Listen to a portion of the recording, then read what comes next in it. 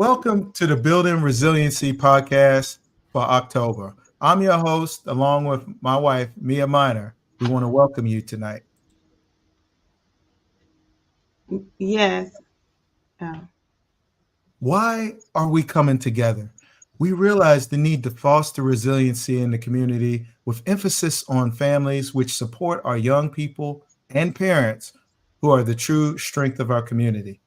We also want to discuss ways to build resiliency in the face of the challenges we and our families face every day. And we also would like to discuss available resources that may be available to help in the community. This is a slide with a little more information about our foundation. I won't read everything, but we were founded in 2019 by my wife and I. And we also have a scholarship an annual college scholarship, among other projects that we do. And we are based out of Accokeek, Maryland. Mia, would you like to read this quote for us? Yes. The Matthew E. Minor Awareness Foundation updates a quote from my Baltimore Sun article. For us, it's a campaign born from the deepest loss, driven by the love and memory of our young boy, Matthew, who always worked hard to protect others, the Minor family. Thank you, Mia. So we're going to start off with our updates. Mia, did you want to read this? Continuing of the Matthew Minor Awareness Foundation updates, on September 18th, the COSA passed through the House Energy and Commerce Committee. Now we need it to go to the House floor. We want the strongest version of the bill possible, but we are almost there. Create a bill to protect kids Check, online, pass through Senate committee, pass through Senate check, floor, and pass through House committee, check. pass through House floor. Coming soon. Yep, that's So coming yeah, soon. that's on its way. Yeah, thank you for reading that. And then also the reality is that if COSA had been in place, children who we lost, like Matt, as a result of online harms, like our son Matthew, would still be here today. Please join us in calling on your House representatives and Speaker Mike Johnson to pass COSA and protect our kids online. Also, on Tuesday, I can't see that date. Is that October 1st? Maryland Kids Code went into effect at midnight. I'll read this one and then you can read the next one, Mia. On September 24th, Prince Harry, the Duke of Sussex, delivered an address at the Clinton Global Initiative, CGI. The Archwell Foundation is committed to supporting parents and young people who have experienced online harms through its initiative, the Parents Network. Also, pictures of Matthew and other children who have suffered as a result of online harms were displayed behind the prince as he spoke. And we thank them so much for that, continuing to bring awareness. Mia, did you want to read the next bullet, please? September 26th, attended the Eat, Educate, and Engage Fundraising 101 event hosted by the Office of the County Executive, Office of Strategic Partnerships, Silver Diner, and Prince George's Chamber of Commerce. Yeah, we actually had a good time there. It was a great meet and greet, and we exchanged a lot of numbers and business cards and we found out more about what was going on in our community, but also, just building our network, which is kind of what we have to do, continue to build our network. So we thank the county executive's office, also the Office of Strategic Partnerships, Silver Diner, and the Prince George's County Chamber of Commerce for hosting that and putting that together. We also wanted to discuss the Tracy's Trek. Ben Tracy, who is running multiple marathons from California to Maryland, Ocean City, Maryland. He's seeking financial support as he continues his run across America. Any remaining funds after his run, so I guess over his anything that he collects over his operating funds, will go to the Matthew E. Minor Memorial Scholarship Fund. And also from Ben says, beyond educating and advocacy, Ben hopes families who have experienced social media harm see that someone is fighting for them, especially because so many of them have been failed by elected officials, courts, and county and school administrators who should have kept children safe. More Memphis, Yeah, more Matthew Minor October Awareness 9th. Foundation Mia, update. yeah, you could just start right at the bullet item, October 9th. Oh, October 9th, Health Screen Habits podcast dedicated to Matthew, titled Death by Social Media, aired October 2nd. CTV News for allowing us to celebrate our joy and share our thoughts today about the Maryland Kids Code bill taking effective on October 1st. September 13th, our TV with CNN, uh, Yeah, KC yeah, Hunt, we didn't KC interview. Hunt from CNN this morning. Many thanks, Casey and team. Yeah, so yeah, this is a list of our interviews. The healthy screen habits, that was really great. Death by social media, that was dedicated to Matthew. CTV News is local here in Maryland.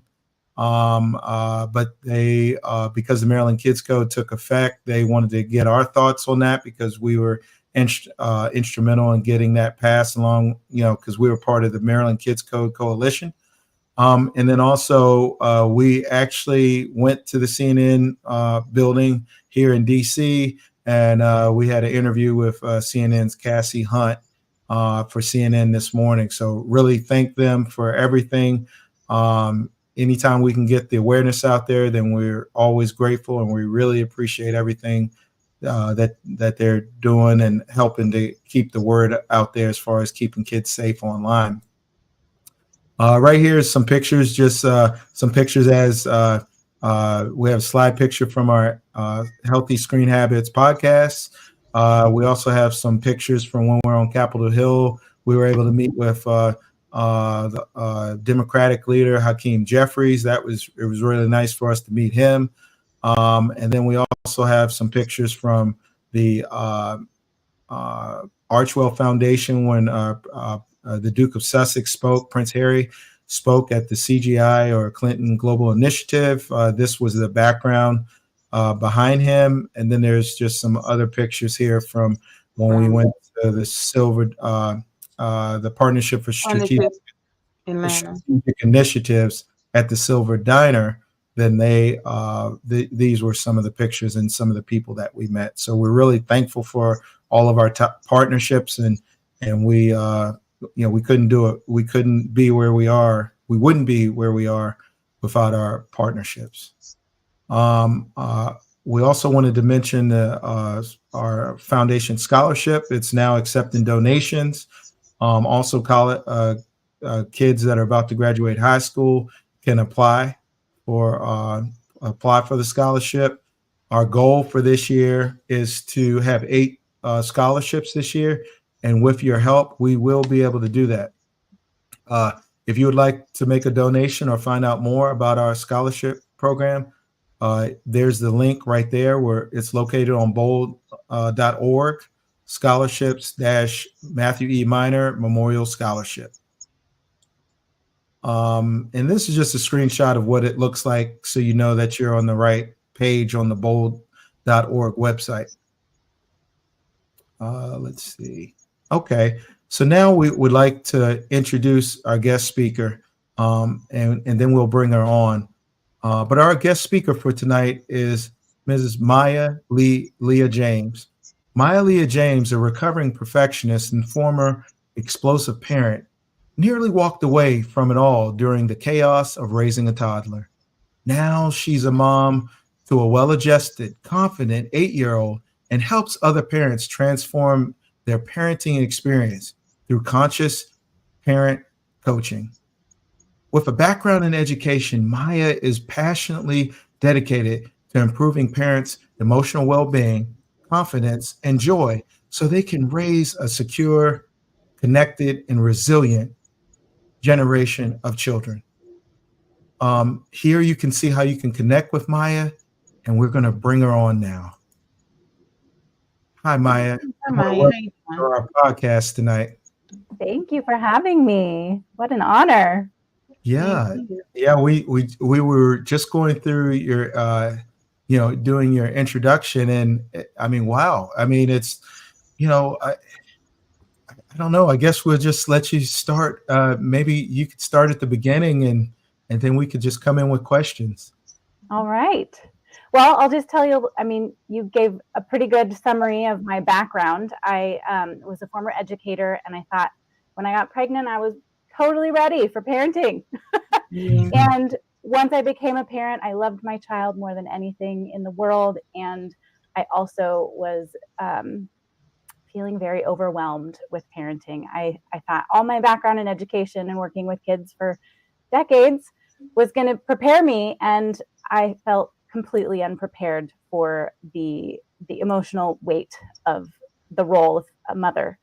And until as I had a toddler, I certainly was not handling myself very well. I was Yes. really feeling angry all the time and resentful and overwhelmed and very unprepared for how to deal with my child's big emotions. And I had a realization when I was sitting in my car one day, just seriously contemplating just turning it on and driving away forever, that I really needed some support. And my social conditioning and education and my own education taught me that the way to solve problems and get the A was to dive into research. So Okay. I Yeah. read a bunch of parenting books and I listened to all the parenting podcasts, and none of it was really changing anything. Mm-hmm. Actually, it helped me feel worse because I had all this information. I logically knew like the right thing to do, but I wasn't able to change my behavior. I was still exploding on my husband and my child was terrified of me in those Mm-hmm. moments. And and I recognize it's not my child. He's 2. This Yeah. poor little guy is is just doing the best he can. And what if that's true for me? Right. And I need to get some support. And I ended up getting my own parent coach. I didn't know that existed. And I Mm-hmm. had a friend tell me, "Have you ever heard of a parent coach?" And I was like, "I have never heard of that, but I need it now." Okay. And I was able to really, I mean, I didn't need more information. That's what I thought I needed. But what I Mm-hmm. really needed was emotional safety to Okay. be kind and gentle to myself Mm-hmm. and learn new emotional skills so that I could support my child to be in his big emotions and be the confident, supportive leader for him instead of the explosive, wild Mm-hmm. mama. Okay. That was not helping him find calm. Okay. Yeah. So, Yeah. Oh, yeah. That's so interesting. You were saying as far as a parent coach. Yeah, I didn't even know that existed either. So that was it was so wonderful. We were able to meet and then kind of meet Yeah. back up and stuff and have you on because maybe so what is is there kind of like an overall step how would one get started with with a uh coach, with a coach? Yeah. yeah. Well, what I mean, the main role of a coach is to be create a safe and secure environment where you can really be honest and reflective about internally what's happening for you. And what we work on in coaching is expanding your awareness around um, the circumstances that are creating emotional activation inside of you, whether that's around your child or really anything. And what happens is we get so overwhelmed with emotions when we get activated that we have a hard time catching our response Mm-hmm. before we have it. Like before a yell comes out of our mouth, we don't have enough spaciousness in our reaction time Mm-hmm. before we notice that our body is overwhelmed with emotion and having that response. Right. And so, really, the work of coaching is creating more awareness, walking you through in a safe environment when you're not feeling activated, and noticing all of the little emotional and physiological signals that are happening in your body and building up to that moment before the explosion. Right. And the explosion doesn't always come out as yelling, but it's like, it's a reaction, like you run away. Well, that was a really frequent response of mine, was I would just leave the room. Okay. And it wasn't helping my son develop emotional skills either, because he was feeling abandoned in that moment. And I didn't realize that until I'd been practicing for a long time. But to really, like, coaching is emotional coaching for a parent, so that a parent can be the emotional sturdy leader for their child. Right. Because a child isn't going to learn respect and emotional regulation from a dysregulated parent. Right. And that is what I was perpetuating. Not only was I repeating the patterns that had been done as in my childhood, but I was sharing those patterns with my son. And it took the realization that, oh my gosh, I have control. I am the adult here. I'm the one with the fully formed prefrontal cortex, and I have a way more skills and knowledge and understanding and capacity to change. My child is just a baby. Right. He doesn't know what he's doing. Yeah. He's so overwhelmed and flooded with his emotions. He needs to learn how to take care of those. Take care of his From me, and I need to model it. Yeah. Absolutely. Yeah. Examples. Wow. Right. Wow. Yeah. So this happened. How long have you been doing that? Maybe could you tell us that? Has it been it sounds like it's been a process for you, and then also you have a background in education as well. So do you still do that, or? Yeah. Well, I do have a background in education. I was a world language teacher for middle school students for over a decade. And I was doing that going into the pandemic. And I also had a toddler. He was about 4 years old when we went into the pandemic, almost 4. And I was still in my process of diving into research at that point, and really having the realization that, okay, the research is great. It's giving me a lot of information. I'm understanding like all the ways that I want to respond, but I'm still not seeing any change in my behavior. And when I went into the pandemic, I was teaching at the time, and I had a toddler at home, and I was realizing this is not a sustainable situation. And so I finished out the year of teaching online when we went into the pandemic in 2020. And at that point, I decided I cannot continue doing this, both of these things at once. And as a teacher, my salary was not sufficient enough to hire help so that I could teach online. So that was when I went on a personal journey to figure out, like, what's next. I need to be able to raise my child. I also have a deep yearning to be in service, and that's when I hired my first coach, and it totally transformed everything in my family. Not just my relationship with my child, but my relationship with myself, my relationship with my partner, all of my friendships, my relationships with my parents, like everything. All of my relationships in my life changed because I decided to take care of myself better, meet my own needs. That's powerful. That's powerfully, yeah, that is beautiful. Yeah. So what are some of the what would be considered an explosive parent or situation, and how do you differ that from explosive or discipline? So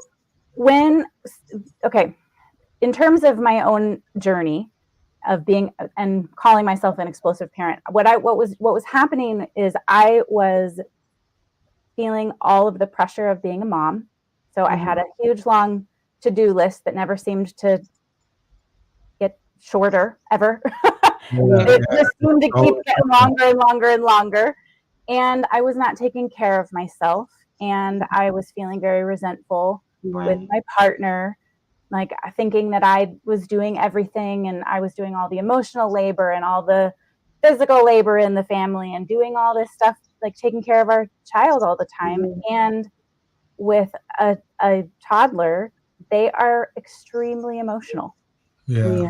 because they don't have the capacity to not be. That's what their Right. brain development is going through. Yeah.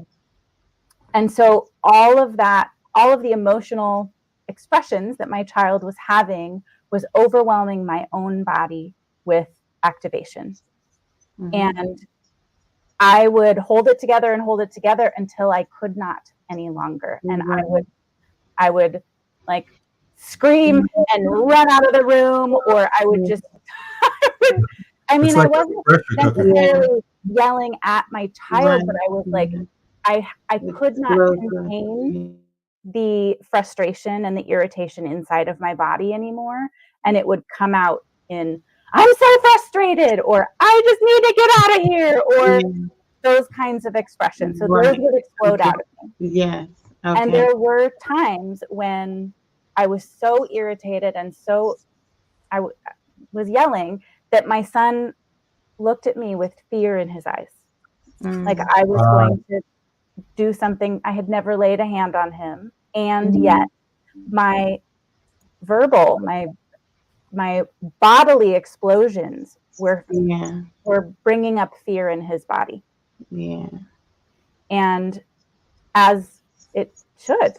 I mean, that's a yeah, natural Right. response to what was happening because I'm his most trusted adult Yeah. and That's I'm what. supposed to be a Yeah. safe person for Safe him. place And to be in. Yeah. that's For not what him. that was not the environment I was creating That for him. that she was providing.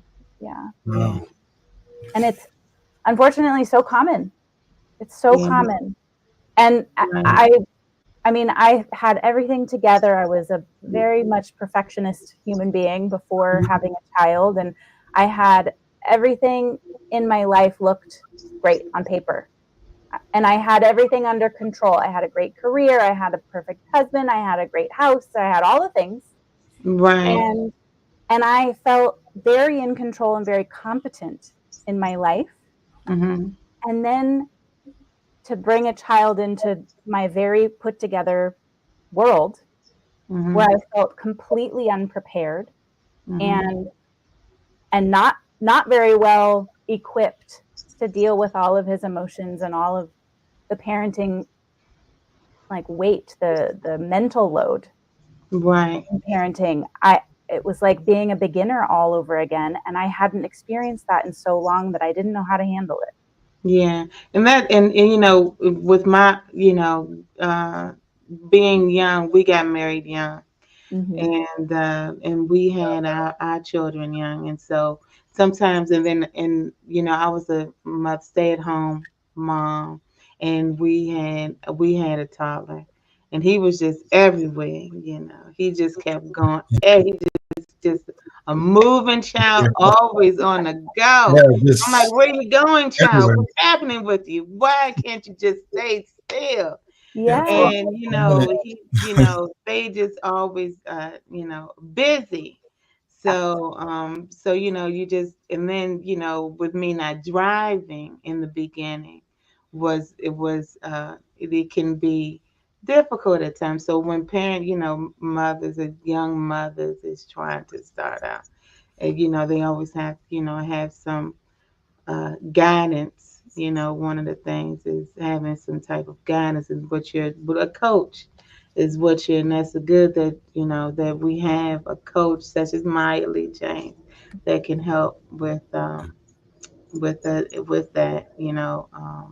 Yeah, I being think able to put us in a, not put us in a place where, but when you're young, you don't know how to manage the situation that you're in at the moment, at that time. mm, And it can be difficult. And if a door shuts, you don't know how to capture that moment of, well, what can I do? So it's good Yeah, to how to respond to it. how to respond to it. And I think what you shared as far as, I guess I guess you came to an awareness and realized that I mean, I guess that was an awakening when your son looked at you with fear, but Yeah, that was when it's like, whoa, wait a minute, I need to do something different. And I think what's good about what you do is, a lot of times people don't, they may not have gotten to that point, which hopefully they wouldn't, with you being providing, being a coach and everything, right, parent coach, you would be able to hopefully catch it before it gets to that point. If right, you're already seeing that things aren't, you're not as productive as you would like to, your maybe your communication isn't coming across with your family the way you like, or maybe somehow you're starting to feel, you're starting to alienate them, or they're kind of walking on eggshells around you. Yeah. I think those are probably kind of signs and stuff. I mean, at least just thinking from my, because I know, I like when we were first starting our family. Yeah, that was because I was military, and I had a hard time making that transition from all the go go go go go everything with the military, and then I had troops and soldiers I had to keep track of, and I always had to get on them and everything, and sometimes I had to get loud to get their attention and everything. But it took a while to transition from that when I got home, and sometimes I didn't transition effectively. And then Mia, I remember one time she was like, "Hey, I'm not one of your soldiers. I'm not one of your troops." And then that was kind of, I think the light bulb went off in my head. So then what I said was, while I'm sitting in traffic on the way home, I put, I think Mia, you kind of remember, I used to listen to like smooth jazz or something. I put hmm on like smooth jazz and stuff, and like listen to that as much as I could, because sometimes it would kind of make me sleepy. But I would use that to kind of bring my level down. And then we started having a policy where, unless it was something emergency, like maybe I was up, or something big, like I was up for promotion, or I was getting deployed, or I had to go somewhere, for a couple months or something like that. I wouldn't talk about work unless it was something really significant. And I think things started getting better once I did that. Of course, I still had some moments, but I think probably 90 some percent of everything that happened after I had started working hard to keep a separation. Or if something happened, it wasn't a big deal, or there was no need to talk to her about it. Then, as soon as I came home, I didn't do that. And then also, we tried to have some transition. Also, when I came from home, I change, I'd shower, because I was military, so most of the time I was probably outside or whatever. So I'd get myself together, and then we'd eat, and then we'd kind of go into how the day was. So we didn't just We go had into we had get in as soon as I came home. wait, right. But it took us a little while to figure some of those Figure it things. out. Yeah, Yeah. it took us Right, a minute. right. It did. Yeah, But but we got it. right, Took right. us down. but What? what I like about what you offer, and also what you represent, Yeah, is you don't have to, there doesn't have to be anything wrong or anything that happened for them to reach out to you. If they want to, just they could meet with you and just get some pointers, like right. up front, even if they were planning to, like maybe they're planning for a family, or they're expecting, but the child hasn't arrived yet, and that kind of thing. They could probably talk with you and get some pointers. At least and maybe I'm asking more than saying, but could And that's a could good they do question that? I was going to ask. Yeah. What would be some Hold of the on, Mia. techniques? Hold on, Sorry, Mia. Let her you answer this about it. one, and then yeah, thank you. But yeah, so could they reach out to you before they have family, or while they're getting started or expecting, to maybe kind of get started on the right path? Absolutely. I actually talk to a lot of moms who are expecting and who are quite aware that they had a childhood that they hope to not share in the same way as Oh, their family yeah. or with their own children. And so they're aware of the fact that their childhood was not what they want to share with their children, and they want to do something different, and they want to prepare to break those cycles. And that is absolutely something that parents who are expecting their first children can do. And it's quite helpful, because a lot of another thing that happens in the coaching container with me is that we really dive into what are the stories that you have collected about yourself as a person, as a mom, as a woman. I work mostly with women, and I also have worked with fathers. I'm just more familiar with the stories that moms collect in their lives. And like, where did those stories come from? And are they stories that feel empowering? And Yeah. if they're not, let's work to change those, because every single story that we're telling ourselves can be shifted. Yeah. And it does take time, but they can absolutely be shifted. And just like you were mentioning, Todd, the story about how Mia mentioned, hey, I'm not one of your troops. Right. Let's Yeah. figure out a system that helps this transition back to your family life in a better way, in a more effective way, so that you're not bringing all of that stuff with you Right. to your family. That is those kinds of awarenesses, a lot of us, including myself, had to have an outside perspective to help me see. And Yeah, that's and something that's that what a I coach really like about what you shared, because if it once Mia said that, then I started thinking about that, and I noticed most of it, you know, like you said, it was more calm in the house and everything. But I mean, if something happened that you were supposed to, like maybe when our children were younger, some of them they would play with matches or something like that. Then of course you're supposed to have a response for that. But Yes, uh, Lord. Because yeah, we but, want to but have a but house. yeah, but most of the time you just have, okay, all right, well, here, sit down and talk with me. Or for different things, we also tried to have Mia would take the boys out so they'd have time with mom, and then we also had a thing where they'd go out with dad. I'd take them to go get a burger, something like that, and then I just asked them how they're doing, but we're doing other stuff, so they did it. It wasn't like they were on guard, so they could share with me if they were being bullied and stuff like that, which we did find out some things about that, and we kind of helped them with those types of things.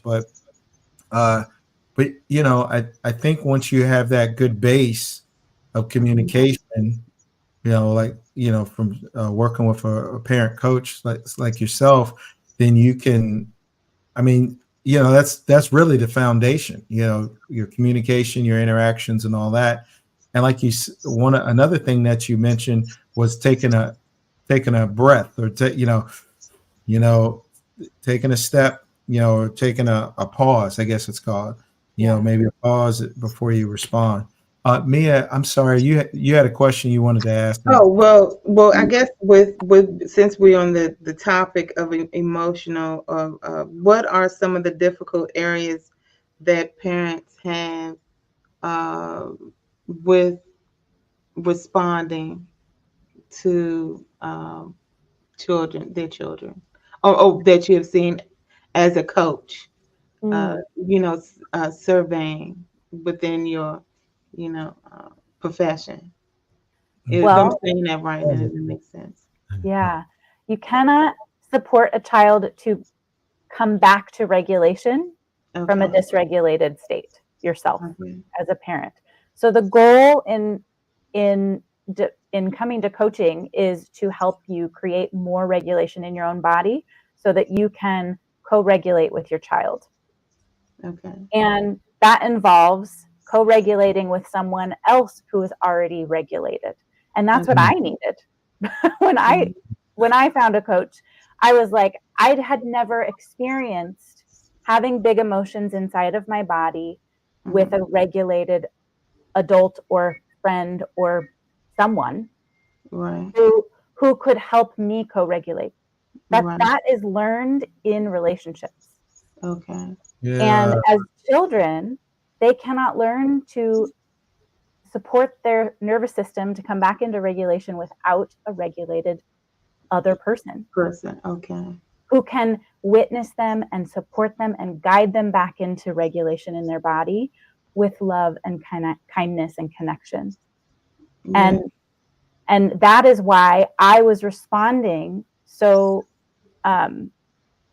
explosively to my child, because I had never experienced a calm and regulated person for my big emotions. Right. And so I Mm. needed that support to learn the skill of witnessing others' big emotions and not taking it on as my own. I had learned in my childhood that I need to be hyper vigilant. I need to walk on eggshells because I caused other people's emotions. That's the story that I developed in my childhood, was that I caused other people's emotions. So I need to just be quiet and I need to be silent and I need to be a good girl so that I don't cause someone else to have big, scary emotions. Okay. And that is the Wow. exact thing that I was teaching my son, because Wow. I couldn't handle his big emotions Right. because I would explode. And so I Right. couldn't teach him how to calm his own body Yeah. until I had a relationship where it was safe to have my big emotions and they wouldn't take it personally. Okay. Wow. And you know, it's interesting. Something that came to mind is me and Mia, through just our daily conversations at different times. I always say to Mia, "Hey, we have to help. We have to help ourselves." It's just like when you get on a plane, they show you how to put the mask on. You got to help yourself before you can help help the kids or help anybody else. And Right. so it really does. It really does depend on us. I mean, Yeah. not that I'm there or anything, but I think with so many things that happened because of Matthew and everything, it really changed my point of view on a lot of things. And then also just first being more appreciative. That's one big thing. But then also just realizing that, uh, we're only here for a short period of time. So let's make it the best that we can, while we're here. And it's it's unfortunate that tragedies and then also me and we've had illnesses. I've had cancer. Mia, her illness with MS and stuff. So all these things have a way of coming together, and then you look back. Wow, was any of that what I was arguing about? Was it really that as important as I thought it was? And I I think with what I like about what we're talking about now is that people don't have to wait for something drastic to happen. And Yeah. so thank you so much for sharing that. And uh, Mia, did you have any more questions? Because I was Oh, yes. Well, this is what I was going to say. What would be some techniques of getting parents to emotional well-being and having, oh, did we already establish that? yeah, Having a better response. yeah, Uh, did we I think establish we that one? did. Yeah, I think we kind of did. I mean, I think this, we want to kind of just give an overview, and then What are some of your if they resources? want to reach out to Maya later about maybe more specific techniques, then they can do that, Okay. and also we do have some prepared questions here that wanted to maybe ask Maya if we can go to those, if it's okay, Mia. Go ahead. Um, I'm sorry. yeah, yeah. So Maya, could you tell us what was one of the biggest, or maybe some of the biggest roadblocks to you getting started with your work? Meaning my own personal work. Yeah, like I guess getting started. I mean, I guess you had to start your organization, do all the logistics, and then also maybe what kind of pitfalls, because sometimes you have individuals that you may have individuals that are naysayers and that kind of stuff. So if you want to talk about that, then we can maybe elaborate a little bit. Okay.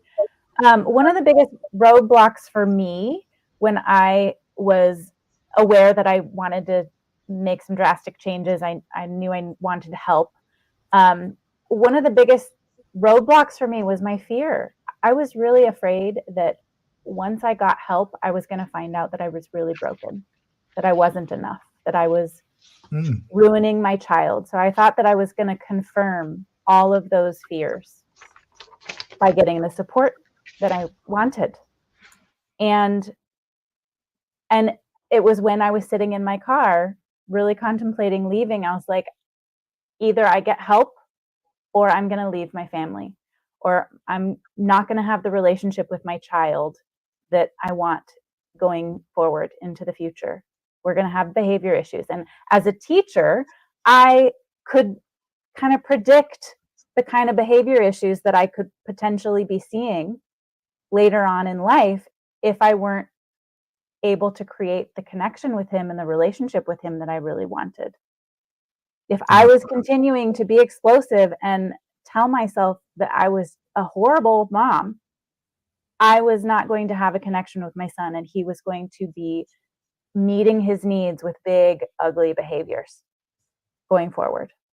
Wow. Because that's what behaviors are. They're always an attempt to meet a need. And so when you see kids engaging in bullying type behaviors at school, those kids are some of the kids that need the most connection and love. Yeah. And they're using their behavior in ways that have been modeled to them somewhere in their lives to beg for connection and love. Connection. Wow.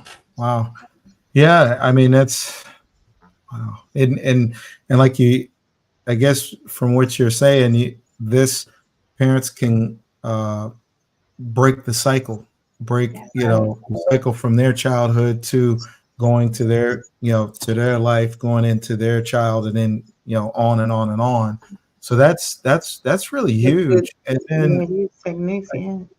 And then also, where did the strength to continue your work come from? I mean, where do you find your strength? Well, I glean a lot of my strength from my family, from my precious boy.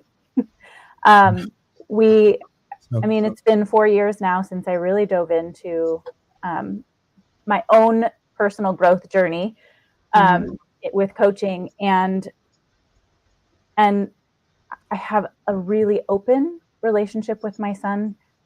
We feel very safe with each other to be completely honest about everything. And of course, there's certain things that he probably doesn't share with me, but at least he knows that I'm a safe place to come to when there's a big challenge that comes up in his life and he needs support. I'm always reminding him, no matter what happens in your life, I will always be here to help you figure it out. I'm not going to do it for you because that communication perpetuates. Exactly, yeah. I want him to be confident, and he needs to be able to handle things on his own. That's what leads to confidence, is being able to do it on your own as well. But yeah, that relationship, my relationship with my partner has shifted drastically. We are much more connected. We are much more honest with each other. We are much more communicative. Oh, that's good. That's a blessing. Oh, yeah. It really is. Yeah. Communication is good between the two, the parents. And then we've had some difficulty. We're working on it. We did share that when I was in the military and stuff. Right. Yeah. But see now I think that with us uh, being empty nesters now, that changes the dynamic too, because the kids aren't there. So you have, and then also our oldest son, TJ, our living son, is in goes to school in New York. And so we're going through the process of not contact them as much, and that, trying to, allow him to establish himself. And I always say, I say to me, I said, it's hard, but allow them to miss you, like, just, It's difficult. yeah, So yeah, I mean, I them every day. it is. I mean, for what we've been through, losing Matthew and everything, you have a, just like you said, hyper vigilant, that kind of thing, and we have a tendency to be that same way with TJ, because he's our only son now, our only living son, and so it is hard, but I keep trying to remind Mia a lot of times, because most of the time it's definitely her calling him more than me. I'm not gonna lie on that. I'm not gonna lie. He one of the things, he says, "Ma, you call so much." My friend is like, "This is too much." I mean, this so, is my big it's yeah, really bad. yeah, but he's working, and he's just doing the things, class and different stuff like that. So I always try to remind me, I said, hey, just go ahead and text him, and then he can respond when he gets a chance, because he's used to getting a text, and he can silence his phone while he's in class or working or whatever, and he can look at it when he gets downtime, and you still giving that communication that you want. But just like what you were saying, we also have to take that time, and when we contact them, hey, we're just contacting you to, make it for like a full, just real, an important reason. We're just contacting you to see if he likes the cup of noodles and the kind of that instant stuff, because he's always between classes and stuff. So check to see if he needs that. Does he need money on his meal card or whatever for his college campus? Stuff like that. Money for the train, the transit. And really, a lot of times you can text that and just say call us when you get a chance. So we're kind of going through it, but it's more from the standpoint of the empty nester thing. So that might be, I don't know if you've worked with empty nesters, but to me it definitely seems like a challenge. It's kind of like maybe the anxiety you feel, maybe not to the same level, but the anxiety you feel when you're expecting a child. But this is kind of reverse. The child is gone out of the house. They come back on weekends or different special events. Like we had a party, we had a wonderful get together for one of our cousins that just turned 18, and TJ came back down from school and everything. So he was here. We went there. We had a good time, celebrated and everything. And then, like, I think it was like Monday morning, bam, he had to get back on the bus and stuff and be back up there because he had classes and stuff. And then Mia was, we were just like, wow, okay. And so also with that, I'm trying to incorporate us doing things for us, like maybe small trips. They don't have to be long, but maybe we go visit someplace on the weekends and things like that. So not sure if that is the right thing to do, but it's, kind of helps. And then we try to have dinner dates. Like, what are you going to do? What are we going to have for dinner? Sometimes most of the time we eat in, but maybe sometimes we're like, hey, we've been in the house for however long, let's get out and go grab something. So I think really what I like about what you shared is that can be the base for all the multiple stages of your life, and so that's really good. And thank you for sharing that. I'm sorry I keep pulling this up, but I couldn't remember all the questions. what are your plans for the future? What projects and other things do you have planned for the future, if you don't mind us asking? Well, I am just continuing to grow my small business and in coaching, and continuing to just enhance my relationship with my own family and myself, and and continue to spread the word about like creating connection in our families, and Yeah. how cycle breaking is way simpler than you think. Changing your story about yourself, not necessarily getting tied to what is the right answer to things, trusting yourself, building self trust. Um, all of those things are so powerful. It can change your life in really big ways. Little things can change your life in really big ways. And that's the message that I want to spread for Oh, sure. good. Thank you. Thank you, Wow. Maya. And then yeah, so this was a question we always usually ask.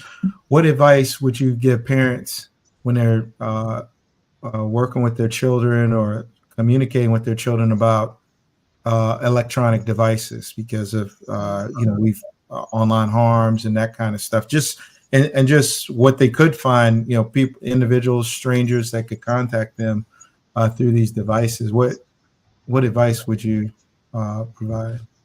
I think my number one piece of advice is check in with yourself and your own habits around screen use, because children don't do what we say, they do what we do. You do. So as long as you are modeling healthy boundaries with your devices and communication and connection and relationships, that's what your children are going to see modeled. And that's what they're going to most likely start doing when they have access to devices. And of course, in the younger grades, as you guys experienced, the worst possible scenario of was the result of peer pressure. Yeah. And it, I mean, from what I know about you, we've discussed is you had so many powerful, important ways to connect with your son. You had boundaries in place and everything. There are certain things that you cannot protect your children from. They are still living in this very media centric world, and they're going to school, and you don't protect them at every moment when they go to school. And your relationship with your kids is so important. It's such a powerful protective thing that you can put in place in your family, is to have a wonderful, solid, communicative, connected relationship. Wow. Wow. I was kind of feeling that while you were, while you were sharing that, because I think, we definitely, just like any other family, had kind of our ups and downs, definitely. But one thing we always did, because we started this because I lost my mother when I was 17. So we always told each other that we loved each other. We made sure we didn't even let the kids go to bed angry that we knew of. If we knew they'd gotten in an argument, we made them apologize and because they're brothers and that kind of thing. And then even for us, we don't go to bed mad and that kind of thing, because losing my mom had cancer, but I went away to basic training when I was in the Army, and then it was when I came back, I saw, I could see the difference in her and that kind of thing. And, so I realized there was some changes. There was some different things. Sorry, I'm trying to figure out these layouts because I have to click it myself. But I realized that things changed while I was gone. The way I remembered my family had changed. My mom had changed. And then she pulled us in and let us know that eventually she was gonna pass and that kind of thing. So that's, at least in my mind, I always worked hard, and then Mia, just us being together and just her Yeah. nurturing personality and how she is, then we just realized we're not going to go to bed mad. We're always going to And it's, we'll squash everything right. immediately as we can. And That's then even right. when we argued, we were like, we come together and we were like, man, that was kind of a dumb, that was a silly argument, at least. Maybe not Yeah. called it up, but it was silly. It didn't get us anywhere. And then we'd sit down and just say, well, this is what was it that you were trying to say? What were you trying to say? And we're like, why do we have to go through all that to get to this piece? Not to say we always figured that piece out. Sometimes it was like Right. you have your little fit or whatever, and and we'd go to our own separate areas. It's kind of like being in a boxing match. We go to our Right. separate stores. She'd have her area to kind of whatever. I'd have my man cave or whatever, and come together, and we were calm. And it's like we didn't, at least up to that point, we didn't know why we were even having that response. But now that you mention it, I do remember seeing that when I was growing up. It's like I always had to kind of stay quiet, stay to the corner. That way the attention wouldn't be put on me, kind of thing. So you learn a lot as you go through life, but you also learn a lot like through discussions and partnerships, and just continuing to grow like we're doing right now. And I think you've left our listeners and viewers with some things to get started. And then also, Mia, did you have any other questions? Because I was going to pull up some resource information. Oh, I was just going to ask, what resources would you provide to parents who are interested in coaching, or your information? Well, I'm very active on Instagram. Mhm. And so you can find me at wholemom.maya on Instagram, or you Okay. can reach out to me. My information is in the resource page, Maya at MayaLeaJamesCoaching.com. You can email me. I am happy to answer any questions, any concerns that you're having about yourself, or about the relationship that you have with your child, or any resources that you are wanting. I offer a free coaching call for anybody that's interested or wants to just have a taste of what coaching is like. If you've never experienced it before, reach out to me. I want to give you a taste of what it's like. It's just me holding space for you, hearing your story, and asking questions, just so that Okay. your inner wisdom comes to the surface and you're able to witness yourself in your power. Wow. Thank you. Thank you. Oh, and Thank you, Brian. no, that's really good. And I think they knowing yourself, or at least working on yourself, like you said, focus inward, try to fix that, or adjust it. Maybe it's called adjustments. I don't know, because I'm not a professional like you, but you can go in there and kind of tinker around with some things in there, and then things get better. And one thing I will say is um not that I was aware of the parental coaching, but I started reading, doing a lot of self-improvement, things like that. And then also I tried to work and apply that at work, like stop stop discussing or being the problem. Always try to be the one that's bringing solutions. Okay, I hear what you're saying and everything, and take that and then say, these are some possible solutions, and then deliver it with, like, one thing you said that was really important that stuck out to me is not having the emotional connection. It's like you have your heart wants to do things better, you have the intention to do things or improve and that kind of thing, but you don't have the emotional connection if they go a different direction or they don't take your advice and everything. And that was something I had to learn for Yeah. work, because I used to just be emotionally tied if they didn't go with my advice. Well, they don't know what they're talking about and blah blah blah and all this. But now, no. I mean, I do white papers, provide advice, everything, and I give it to my leaders, and whatever you decide, I'm okay, because Yeah. you're the one making the decision.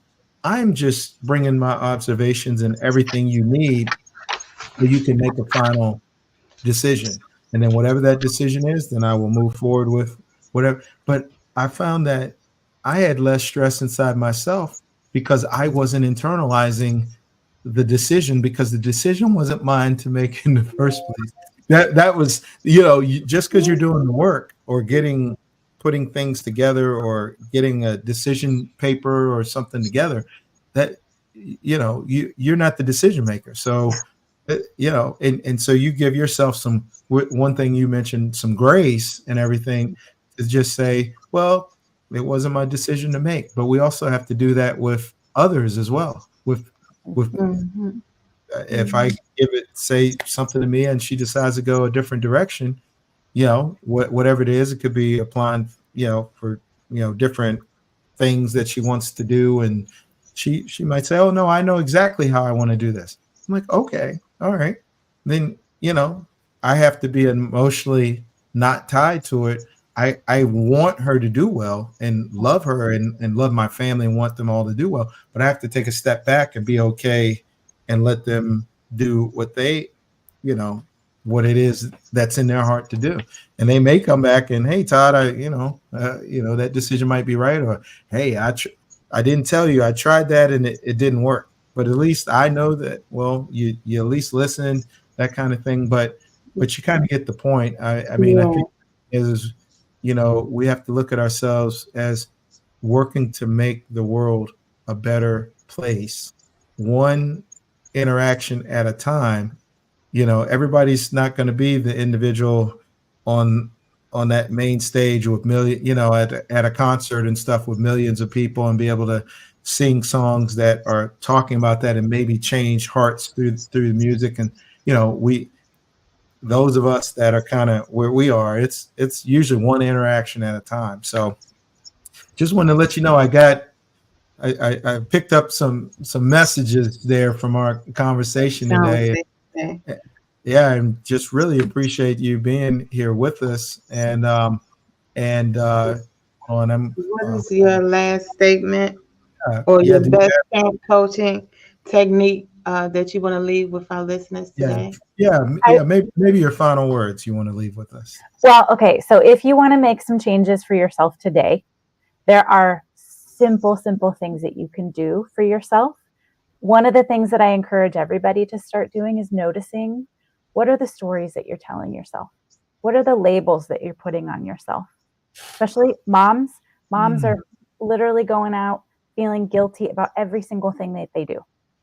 They feel guilty when they go take an hour to themselves. They feel guilty staying with their kids instead of taking an hour for themselves. Like, so moms are out there literally feeling like they cannot win. Mm-hmm. So notice when you're feeling guilty. What are the circumstances? What are the things that you're thinking? What are the things that you're feeling around those circumstances that are creating that sensation of guilt inside of your body? Okay. The more awareness that you create around that, the easier it is to decide to change it. So that's step one, is create more awareness. If you are an explosive parent, notice your body as you enter into that explosion. And if you can't notice before it happens, take a moment to reflect on what just happened.